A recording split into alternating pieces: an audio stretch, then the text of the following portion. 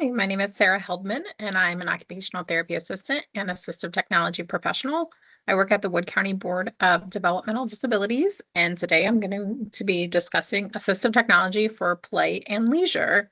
I'm recording this today on March 5th, 2026, and it's important for you to note that because assistive technology is always changing. So some things that I share today, new things might be coming out as we speak, or some of the things that we discuss may no longer be in utilization when you review this recording. So let's dive right in. So first, what is play? So play are the activities that we do for enjoyment and recreation. It's really things that we do at our own volition. We're motivated to do them. We find them to be fun and entertaining. And then leisure are the things that we do that fill up our free time. Oftentimes, play and leisure can be used interchangeably. Oftentimes, we associate play with childhood and leisure with adulthood, but really, adults, we should be playing too. So, think about really quickly what are some things that you enjoy doing with your free time? So, oftentimes, I hear from folks that they enjoy watching television or playing games, video gaming, crafting or sewing, coloring, engaging in sports, Special Olympics, going to the movies, going to putt-putt, bowling, going out to eat, walking their dog, going to coffee shops. So think about the things that you really enjoy doing. Play can occur indoors or outdoors, alone or with others, in the community, virtually, really anywhere. So some things that we do for assistive technology for games specifically is use things like card holders or shufflers. Oftentimes we make these low tech, so we can make card holders using plastic food lids that are just attached to one another with a brad. Or pictured here, you'll see a green pool noodle that just has a slit in it and it's holding the cards. You can also get automatic card shufflers where you press a button, or you can switch adapt them so that you're hitting a switch to shuffle your cards as well. They also have automatic dice rollers, or even just putting dice into a clear cup with a lid on it and keeping them in the cup as you shake them. They can also have oversized dice or even smaller dice, so if folks are having a hard time holding them. You can have information tracking. So maybe you just need reminders of how to play a game. Maybe you just have some extra notes or visuals. We can adapt board games to make them bigger, smaller, simplified, color-coded. We can also adapt or modify the pawns that are used in the game. So down below here, you will see the pawns that are used in the classic children's game Candyland, and they have some shapes added onto them and some Velcro at the bottom. And that's just to help be able to manipulate them a little bit easier. And maybe the game has been modified with some Velcro pieces as well to be able to stick the pieces on. There's also games that have braille or tactile mapping on them, and that can help individuals with visual impairments engage. And then we might also add in kinesthetic or sensory materials to make the game more engaging for some of our folks. Video games and electronics is another area that we can see a lot of assistive technology used. So one example are adaptive video game controllers. So pictured here is the Nintendo Switch Flex controller. This controller, the large gray box, plugs into the Nintendo Switch, and then you can use that gray box itself as a controller, or you can plug in switches and joystick controllers to make it a little bit easier for folks to play. We can also use things like eye gaze or voice activation, modified touch or stylus to be able to activate and play different types of games. Even using things like smart hubs, smart speakers like Alexa or Google to play games, using smart plugs to help turn games on and off, and then using our voice to play those games are all ways that we can use assistive technology to engage in video gaming. And really quickly before I move on, there's actually a whole website called Able Gamers. So Able Gamers is an organization that focuses specifically on video gaming for persons with disabilities. So that might be a resource that you want to check into. When it comes to crafting, there's lots of ways that we can modify the tools that are used for crafting. So you can modify scissors. There are scissors that don't require as much hand strength. There's electric scissors, switch adapted scissors. We can modify the handle of just about anything by adding a grip onto it. So paintbrushes, writing sticks like crayons, markers, colored pencils, all can have adaptive handles. We can also modify surfaces. So sometimes to have things adjusted to my just right level or on a slant so that I can reach it a little bit easier can be helpful. I mentioned using switch activated devices. So things like switch activated scissors, but you can also get like a switch activated knitting machine or the spiral art game where you put some paint in and it spins around in a circle. You can switch adapt that. Using arm supports. So there are some devices. One is called guided hands. And this is something that I can rest my hand on and it helps give my arm some support as I'm engaging with something down on the surface. You can do lots of do-it-yourself modifications. So even something as simple as modifying a handle by wrapping some duct tape on it to build it up could be something that you do really quickly on the fly. Zod Art is a company out of Michigan, and that's what's pictured at the bottom here.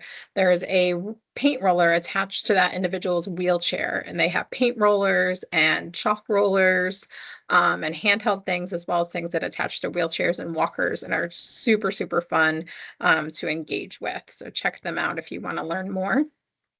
You can also modify musical instruments. So I recently saw, much like this 3D printed marker holder, I recently saw a 3D printed holder for a guitar pick. So an individual didn't have to like hold on to the small guitar pick. They could use their whole hand to hold on to a ball, and the ball was holding the guitar pick. So lots of ways to modify. Reading and writing, we can use some of the scan markers. These are markers that scan across text and then read it aloud. Can also use built-in screen readers that are built into our cell phones or our tablets and computers. A scan jig is a device that holds your phone in a specific spot in relationship to a document so that the document can be scanned and then read aloud. Using audiobooks is one of my favorite ways to adapt my leisure time.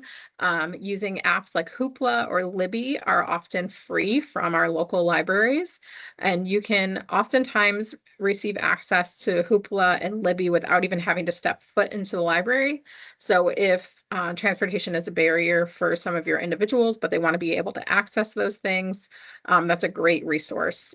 So Hoopla and Libby have audiobooks, traditional ebooks where you would read it and flip the pages, magazines, music, movies, a great, great resource to save some money. Again, using writing aids like the grippers, supports, or slant boards, which I talked about in crafting. Using things like a sticky key or modified keyboard to help with typing. And then Rocketbook is a tool, a notebook where you can scan a code in the notebook and it saves all of your notes into a digitized format. Cooking is another leisure hobby or leisure activity or hobby that a lot of folks engage in. So using things like a smart hub like Alexa or Google is a great way to look up recipes or look up directions for how to do things in the kitchen. Smart appliances can help folks engage more independently in the kitchen. They can ask the smart appliances questions, have them keep lists, or activate them with their voice. There's lots of adaptive aids for the kitchen, like adaptive cutting and cutting boards, can openers, jar openers, all sorts of things, as well as audio supports, things like a liquid level indicator and instructions that read aloud. We can use pictures for step-by-step prompting. And then the video or the photo here shows an individual activating a switch and it's pouring a pour cup liquid into a larger bowl. We have a whole module dedicated to the kitchen and cooking that I'd encourage you to watch if cooking is an area that you want to learn more about. Outdoors, there's some ways to modify the outdoor spaces using things like raised flower garden beds. There are adaptive gardening tools, so things with ergonomic handles or longer handles that can help folks reach, using things like a rolling cart to transport items rather than having to carry them. An easy to use hose. So, you have the traditional garden hose that's kind of long and it takes a lot to wind up, or they have the new fabric ones that are very light and don't take up much space. They have beach wheelchairs. So these are chairs that have very large wheels on them that can go into sand. And then using things like wayfinding and applications to help you navigate your space can be helpful as well. Lots of pictures here of sports and exercise. So just kind of going through these pictures on the very top row, we see a catch game that's been modified to fit that individual's hand. The next picture on the top to the right is a modified bicycle. So it sits low to the ground. It has three wheels, and then has an adaptive pedal system. In that second row there, we see a one-handed jump rope. So you can see that the individual has a limb difference. They're holding onto that jump rope with one hand. The next picture over are just some different balls, ways to modify bigger bats, smaller bats, bigger balls, smaller balls, soft balls, hard balls, all different things. The next one over is a ramp at a bowling alley. I think a lot of folks have probably seen that at some point at the bowling alley. So sometimes younger children use that if they're not able to lift the ball, or individuals that are in a wheelchair. You put the ball at the top of the ramp and then just push it and it goes down the lane. Even things like using a tee in baseball can be helpful, as is shown in that next picture. On the bottom row here, we've got an individual that is engaging in skiing. This is an adaptive skiing for Paralympics or individuals that use wheelchairs. So you sit seated and then you're using the poles to ski. One of my friends lives in Canada and she actually just posted on Facebook yesterday a video of her doing this, and I'm so excited for her. The next picture over is of a goal ball. So that is a game that is played by individuals that are visually impaired, and the ball actually beeps as it's getting closer to you. So it helps you recognize where the ball is at in space if you're unable to see it. The next photo over on the bottom row looks like a wheelchair user is using some weightlifting equipment at a gym, and that weightlifting equipment has been modified so the individual in the wheelchair can access it. And then finally, that last picture on the bottom row there's a young woman that is seated in a chair and she's being transferred into a swimming pool. So a transfer bench for the pool. Oftentimes pools will have that. And then some pools, especially therapy pools, will have a lift truck system to get in and out of the pool as well. There's some websites dedicated to travel. So the CDC, travelers with disabilities, and then there's disability travel and recreation resources that you can search and find lots of great resources dedicated to individuals with disabilities traveling.